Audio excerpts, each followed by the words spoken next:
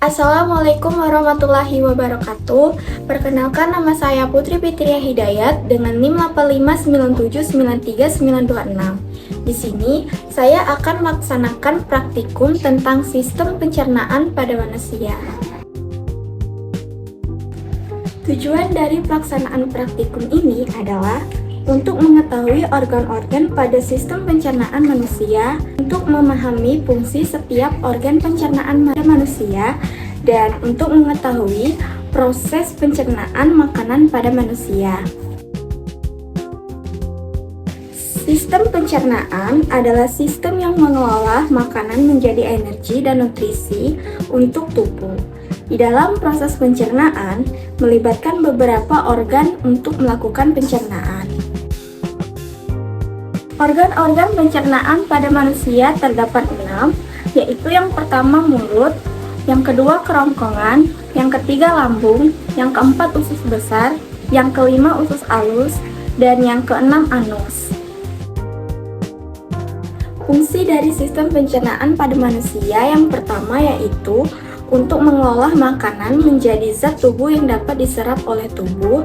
Yang kedua, untuk menyerap nutrisi untuk energi pertumbuhan dan perbaikan tubuh. Dan yang terakhir, untuk mengeluarkan sisa-sisa makanan yang tidak diperlukan oleh tubuh. Mulut merupakan organ pencernaan pertama pada manusia yang terdiri dari gigi, lidah, dan air liur. Fungsi dari gigi adalah untuk mengunyah makanan menjadi halus, dan fungsi dari lidah yaitu untuk mengatur letak makanan, menelan, dan mengecap rasa. Dan yang terakhir yaitu fungsi dari air liur adalah untuk membantu pencernaan pada makanan. Organ yang kedua adalah kerongkongan. Kerongkongan adalah saluran pencernaan yang menghubungkan dari mulut ke lambung. Kerongkongan berfungsi untuk mengalirkan makanan yang telah lumat dari mulut ke lambung melalui gerakan peristaltik berbentuk tabung dengan panjang 20 cm. Organ yang ketiga yaitu lambung. Makanan yang berasal dari kerongkongan akan masuk ke lambung. Lambung akan menghasilkan getah pencernaan. Kemudian makanan diaduk dan dihancurkan dengan bantuan getah tersebut. Getah pencernaan itu berfungsi untuk memecah makanan di dalam tubuh.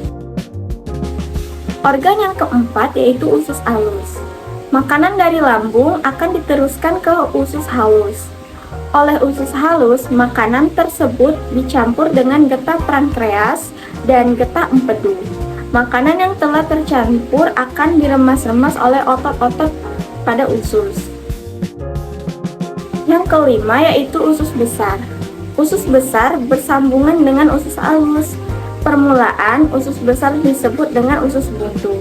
Di dalam usus besar terjadi penghancuran sisa-sisa makanan dengan bantuan bakteri pembusuk. Dan yang terakhir yaitu anus.